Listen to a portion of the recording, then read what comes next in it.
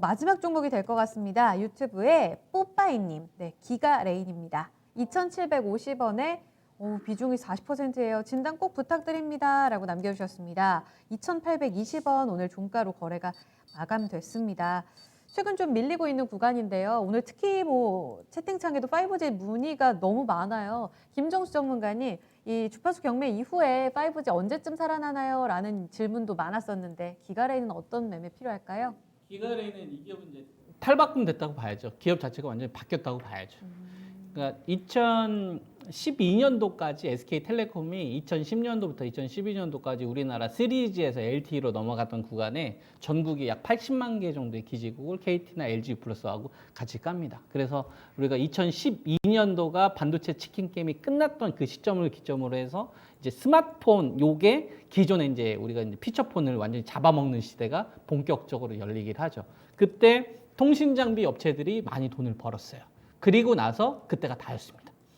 뻐지 쪽 관련된 부분으로 우리나라는 적극적으로 갔는데 일본 업체나 일본이나 그다음에 아시아나 유럽이나 미국 쪽은 별로 뻐지 쪽에 투자를 별로 안 했었던 거죠. 그냥 전화만 달면 되지. 그래서 우리나라가 인터넷 강국 이거 속도가 빠를 수 있었던 이유가 우리나라만 뻐지 쪽으로 LTE 쪽으로 투자를 적극적으로 했고요. 땅덩어리가 좁으니까 해외 쪽은 별로 안 했거든요. 그러니까 이제 IT 기반으로 한 산업이 우리나라가 많이 발달될 수 있었던 거거든요.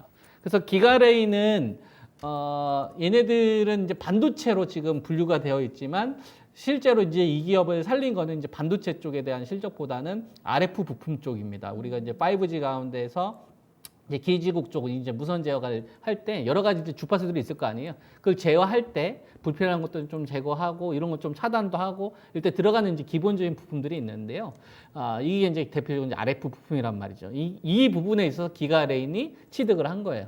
작년도 7월 24일 날 3.5GHz에 대해서 버라이즌이 이제 그 주파수 경매에서 그거 획득을 하고 삼성전자한테 8조 원에 해당하는 그 7.9조죠. 정확하게 얘기하면 8조 정도.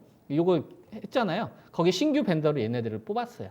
그러니까 반도체 쪽으로 사업을 영위를 했던 부분이 부각받아서 이번에 올라갔다라기보다는 삼성전자에 대한 신규 벤더로 취득이 되니까 삼성전자와 관련된 관계가 협력이 돼서 신규가 이제 납품이 되니까 이제 다른 업체들 하다못해 삼성전자가 AT&T랑 하든지 그러면 이제 추가적인 기대치가 있을 거 아니에요. 그런 부분이 아직 남아 있는 거죠. 네. 그래서 이 기업의 적자를 잘 보면 재무제표가 2015년도 616억, 189억 막 적자나고 2016년도 29억 적자나고 2017년도 잠깐 깔짝대고 그다음에 2017년 계속 적자였었잖아요. 이 기간 동안에. 네. 그러니까 반도체 관련된 사업을 해가지고 돈을 못 벌었던 거예요.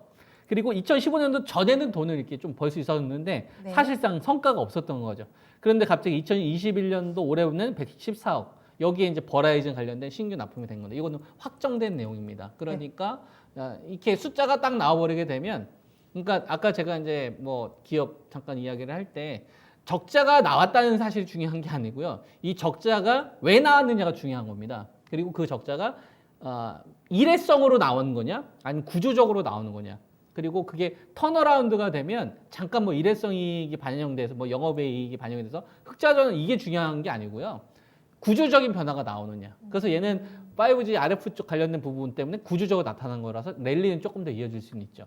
근데 왜 최근에 흐름이 좀 쉬는 흐름이 나오냐면 이미 3배 갔어요. 이미 3배 터졌어요. 작년도 9월 달부터 이미 3배가 터졌기 때문에 적게 간 게 아니에요. 3배 터졌다면 300%. 그러니까 5G 가운데서 가장 강했던 주식 중에 하나입니다. 그러니까 지금 쉬는 흐름을 우리가 봤었을 때는 최근에 한 2주 동안 횡보 흐름이 나온 거지만 3배 올라간 다음에 쉬는 거란 말이에요. 네. 그러면은 코스피 지수나 코스닥보다 훨씬 더 강했던 주식이 되는 거고 다음 모멘텀은 좀 기다리고 있는 거고요. 예. 고점에서 박스 등락하다가 저는 다시 더 갈 거라 봅니다. 그래서 저는 보유 의견. 네. 계속 수익을 좀 극대화하는 구간에서 40%나 실었네. 예, 40%. 한 방이 있으시군요. 40% 뭐라고 얘기해야 돼요? 조절 없이 계속 들고 갈까요? 저는 좀 비중이 좀 부담되기는 하는데 네. 5G를 만약에 하고 싶으시면 이거 한 종목을 40% 몰빵하시는 것보다 다른 괜찮은 종목으로 좀 분산을 하게 되면 설사 등락이 나오더라도 대응이 가능한데 저는 그렇게 하거든요.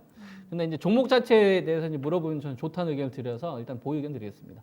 그대로 가져가자 기가레인 이야기 들어봤습니다. 물량 조절은 한 번 더 고민해 보세요, 뽀빠이님. 네, 기가레인 마지막 종목으로 살펴드렸습니다.